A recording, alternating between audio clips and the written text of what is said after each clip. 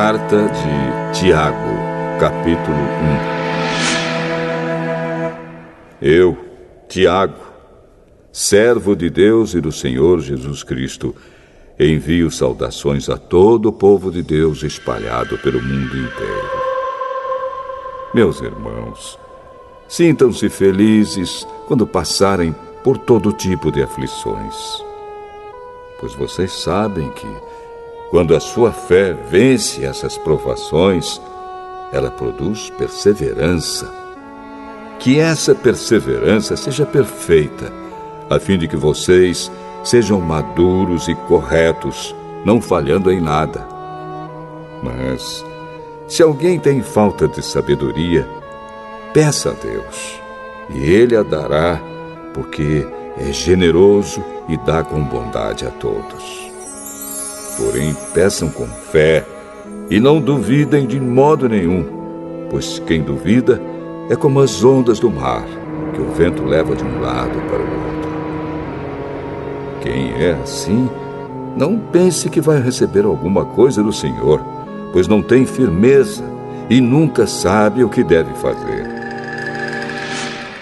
Um irmão que é pobre deve ficar contente quando Deus faz com que melhore de vida. E quem é rico deve sentir o mesmo quando Deus faz com que piore de vida. Pois quem é rico desaparecerá como a flor da erva do campo. Quando o sol brilha forte e o seu calor queima a planta, aí a flor cai e a sua beleza é destruída. Do mesmo modo, quem é rico será destruído no meio dos seus negócios. Feliz é aquele que nas aflições continua fiel, porque depois de sair aprovado dessas aflições, receberá como prêmio a vida que Deus promete aos que o amam. Quando alguém for tentado, não diga: esta tentação vem de Deus. Pois Deus não pode ser tentado pelo mal, e Ele mesmo não tenta ninguém. Mas as pessoas são tentadas quando são atraídas e enganadas pelos seus próprios maus desejos. Então esses desejos fazem com que o pecado nasça, e o pecado, quando já está maduro, produz a morte. Não se enganem, meus queridos irmãos. Tudo de bom que recebemos e tudo que é perfeito vem do céu, vem de Deus, o Criador das luzes do céu. Ele não muda, nem varia de posição, o que causaria a escuridão. Pela sua própria vontade, Ele fez com que nós nascêssemos por meio da palavra da verdade, a fim de ocuparmos o primeiro lugar entre todas as suas criaturas. Lembrem disto, meus queridos irmãos. Cada um esteja pronto para ouvir, mas demore para falar e ficar com raiva, porque a raiva humana não produz o que Deus aprova. Portanto, deixem todo costume imoral e toda má conduta. Aceitem com humildade a mensagem que Deus planta no coração de vocês, a qual pode salvá-los. Não se enganem. Não sejam apenas ouvintes dessa mensagem, mas a ponham em prática. Porque aquele que ouve a mensagem e não a põe em prática é como uma pessoa que olha no espelho e vê como é.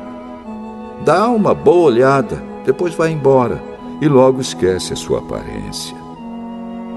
O Evangelho é a lei perfeita que dá liberdade às pessoas.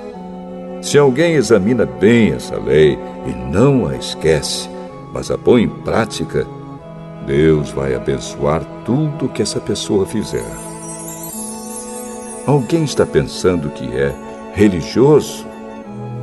Se não souber controlar a língua, a sua religião não vale nada, e ele está enganando a si mesmo. Para Deus, o Pai, A religião pura e verdadeira é esta: ajudar os órfãos e as viúvas nas suas aflições e não se manchar com as coisas más deste mundo.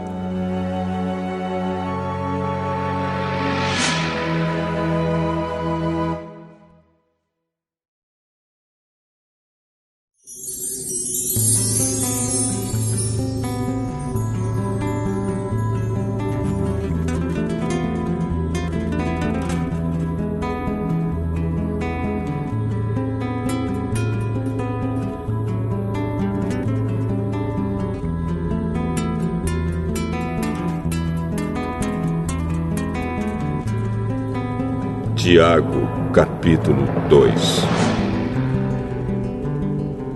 Meus irmãos, vocês que creem no nosso glorioso Senhor Jesus Cristo, nunca tratem as pessoas de modo diferente por causa da aparência delas. Por exemplo, entra na reunião de vocês um homem com anéis de ouro e bem vestido, e entra também outro, pobre e vestindo roupas velhas. Digamos que vocês tratam melhor o que está bem vestido e dizem: este é o melhor lugar, sente-se aqui. Mas dizem ao pobre: fique de pé, ou sente-se aí no chão, perto dos meus pés. Nesse caso, vocês estão fazendo diferença entre vocês mesmos e estão se baseando em maus motivos para julgar o valor dos outros. Escutem, meus queridos irmãos. Deus escolheu os pobres deste mundo para serem ricos na fé e para possuírem o reino que Ele prometeu aos que o amam. No entanto, vocês desprezam os pobres. Por acaso, não são os ricos que exploram vocês e os arrastam para serem julgados nos tribunais? São eles que falam mal do bom nome que Deus deu a vocês. Se vocês obedecerem à lei do reino, estarão fazendo o que devem, pois nas Escrituras Sagradas está escrito: ame os outros como você ama a você mesmo. Mas, se vocês tratam as pessoas pela aparência, estão pecando, e a lei os condena como culpados. Porque quem quebra um só mandamento da lei é culpado de quebrar todos. Pois o mesmo que disse: não cometa adultério, também disse: não mate. Mesmo que você não cometa adultério, será culpado de quebrar a lei se matar. Falem e vivam como pessoas que serão julgadas pela lei que nos dá a liberdade. Quando Deus julgar, não terá misericórdia das pessoas que não tiveram misericórdia dos outros. Mas as pessoas que tiveram misericórdia dos outros não serão condenadas no dia do juízo final. Meus irmãos, que adianta alguém dizer que tem fé se ela não vier acompanhada de ações? Será que essa fé pode salvá-lo? Por exemplo, pode haver irmãos ou irmãs que precisam de roupa e que não têm nada para comer. Se vocês não lhes dão o que eles precisam para viver, não adianta nada dizer que Deus os abençoe, vistam agasalhos e comam bem. Portanto, a fé é assim. Se não vier acompanhada de ações, é coisa morta. Mas alguém poderá dizer: você tem fé e eu tenho ações. E eu respondo: então me mostre como é possível ter fé sem que ela seja acompanhada de ações. Eu vou lhe mostrar a minha fé por meio das minhas ações. Você crê que há somente um Deus? Ótimo! Os demônios também creem e tremem de medo. Seu tolo! Vou provar-lhe que a fé sem ações não vale nada. Como é que o nosso antepassado Abraão foi aceito por Deus? Foi pelo que fez quando ofereceu seu filho Isaque sobre o altar. Veja como a sua fé e as suas ações agiram juntas. Por meio das suas ações, a sua fé se tornou completa. Assim aconteceu o que as Escrituras Sagradas dizem. Abraão creu em Deus e por isso Deus o aceitou. E Abraão foi chamado de amigo de Deus. Assim, vocês veem que a pessoa é aceita por Deus por meio das suas ações e não somente pela fé. Foi o que aconteceu com a prostituta Raabe, quando hospedou os espiões israelitas e os ajudou a sair da cidade por outro caminho. Deus a aceitou pelo que ela fez. Portanto, assim como o corpo sem o espírito está morto, assim também a fé sem ações está morta.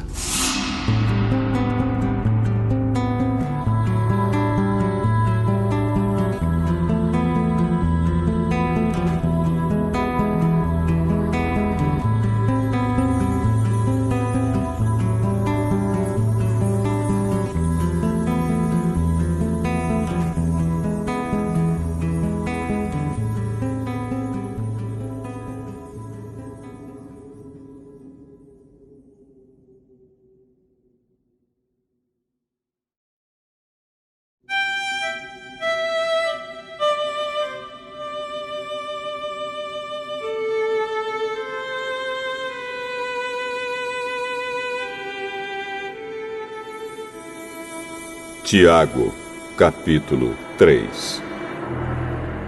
Meus irmãos, somente poucos de vocês deveriam se tornar mestres na igreja, pois vocês sabem que nós, os que ensinamos, seremos julgados com mais rigor do que os outros.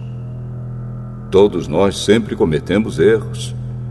Quem não comete nenhum erro no que diz é uma pessoa madura, capaz de controlar todo o seu corpo. Até na boca dos cavalos colocamos um freio para que nos obedeçam e assim fazemos com que vão aonde queremos. Pensem no navio. Grande como é, empurrado por ventos fortes, ele é guiado por um pequeno leme e vai aonde o piloto quer. É isto que acontece com a língua. Mesmo pequena, ela se gaba de grandes coisas. Vejam como uma grande floresta pode ser incendiada por uma pequena chama. A língua é um fogo. Ela é um mundo de maldade, ocupa o seu lugar no nosso corpo e espalha o mal em todo o nosso ser. Com o fogo que vem do próprio inferno, ela põe toda a nossa vida em chamas.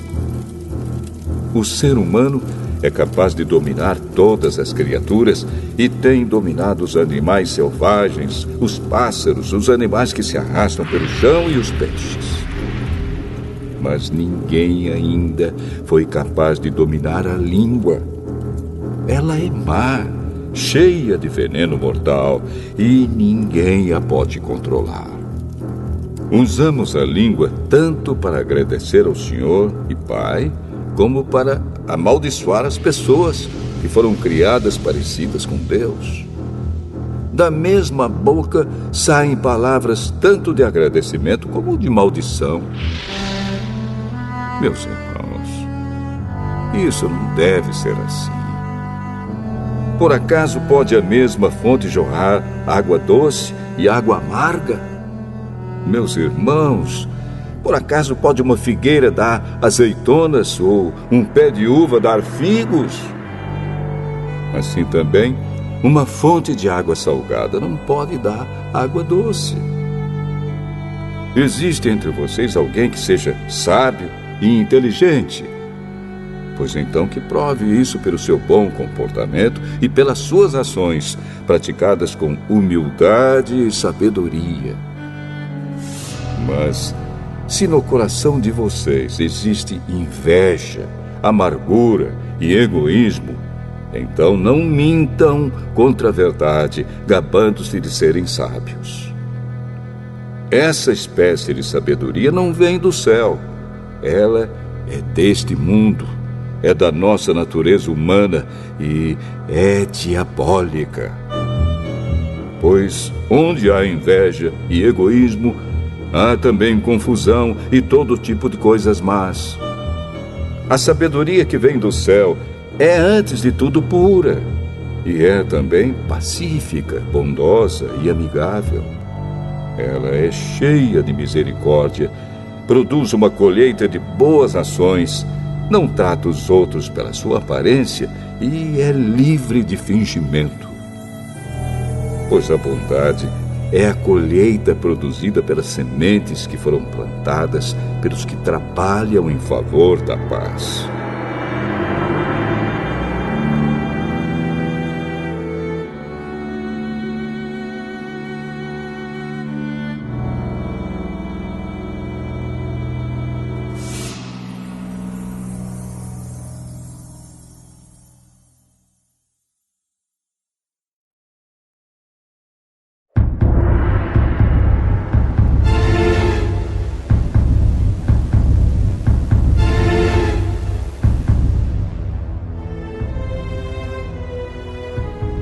Tiago, capítulo 4. De onde vêm as lutas e as brigas entre vocês? Elas vêm dos maus desejos que estão sempre lutando dentro de vocês. Vocês querem muitas coisas, mas como não podem tê-las, estão prontos até para matar a fim de consegui-las. Vocês as desejam ardentemente, mas, como não conseguem possuí-las, brigam e lutam. Não conseguem o que querem porque não pedem a Deus. E quando pedem, não recebem porque os seus motivos são maus. Vocês pedem coisas a fim de usá-las para os seus próprios prazeres. Gente infiel, será que vocês não sabem que ser amigo do mundo é ser inimigo de Deus? Quem quiser ser amigo do mundo se torna inimigo de Deus. Não pensem que não quer dizer nada esta passagem das Escrituras Sagradas. O Espírito que Deus pôs em nós está cheio de desejos violentos. Porém, a bondade que Deus mostra é ainda mais forte, pois as Escrituras Sagradas dizem: Deus é contra os orgulhosos, mas é bondoso com os humildes. Portanto, obedeçam a Deus e enfrentem o diabo, que ele fugirá de vocês. Cheguem perto de Deus e ele chegará perto de vocês. Lavem as mãos, pecadores. Limpem o coração, hipócritas. Fiquem tristes, gritem, chorem. Mudem as suas risadas em choro e a sua alegria em tristeza. Humilhem-se diante do Senhor e Ele os colocará numa posição de honra. Meus irmãos, não falem mal uns dos outros. Quem fala mal do seu irmão em Cristo ou o julga, está falando mal da lei e julgando-a. Pois, se você julga a lei, então já não é uma pessoa que obedece à lei, mas é alguém que a julga. Deus é o único que faz as leis e o único juiz. Só Ele pode salvar ou destruir. Quem você pensa que é para julgar os outros? Agora escutem, vocês que dizem: hoje ou amanhã iremos a tal cidade e ali ficaremos 1 ano fazendo negócios e ganhando muito dinheiro. Vocês não sabem como será a sua vida amanhã, pois vocês são como uma neblina passageira que aparece por algum tempo e logo depois desaparece. O que vocês deveriam dizer é isto: se Deus quiser, estaremos vivos e faremos isto ou aquilo.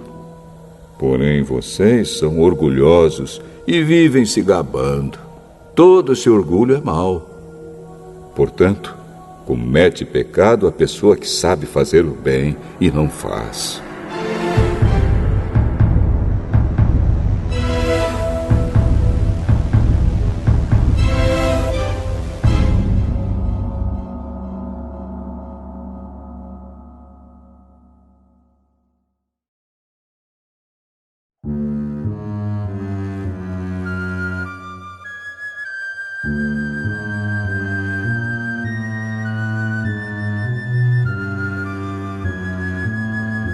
Tiago, capítulo 5.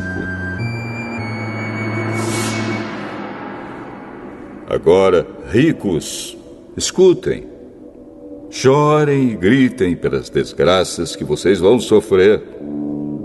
As suas riquezas estão podres e as suas roupas finas estão comidas pelas traças. O seu ouro e a sua prata estão cobertos de ferrugem, e essa ferrugem será testemunha contra vocês, e como fogo comerá o corpo de vocês. Nestes últimos tempos, vocês têm amontoado riquezas e não têm pago os salários das pessoas que trabalham nos seus campos. Escutem as suas reclamações. Os gritos dos que trabalham nas colheitas têm chegado até os ouvidos de Deus, o Senhor Todo-Poderoso. Vocês têm tido uma vida de luxo e prazeres aqui na terra e estão gordos como gado, pronto para o matadouro. Vocês têm condenado e matado os inocentes, e eles não podem fazer nada contra vocês. Por isso, irmãos, tenham paciência até que o Senhor venha. Vejam como o lavrador espera com paciência que a sua terra dê colheitas preciosas. Ele espera pacientemente pelas chuvas do outono e da primavera. Vocês também precisam ter paciência. Não desanimem, pois o Senhor virá logo. Irmãos, não se queixem uns dos outros para não serem julgados por Deus. O juiz está perto, pronto para vir. Lembrem dos profetas que falaram em nome do Senhor e os tomem como exemplo de paciência nos momentos de sofrimento. E nós achamos que eles foram felizes por terem suportado o sofrimento com paciência. Vocês têm ouvido a respeito da paciência de Jó e sabem como no final Deus o abençoou. Porque o Senhor é cheio de bondade e de misericórdia. Acima de tudo, meus irmãos, quando vocês prometerem alguma coisa, não jurem pelo céu, nem pela terra, nem por nada mais. Digam somente sim quando for sim, e não quando for não, para que Deus não os condene. Se algum de vocês está sofrendo, ore. Se alguém está contente, cante hinos de agradecimento. Se algum de vocês estiver doente, que chame os presbíteros da igreja para que façam oração e ponham azeite na cabeça dessa pessoa em nome do Senhor.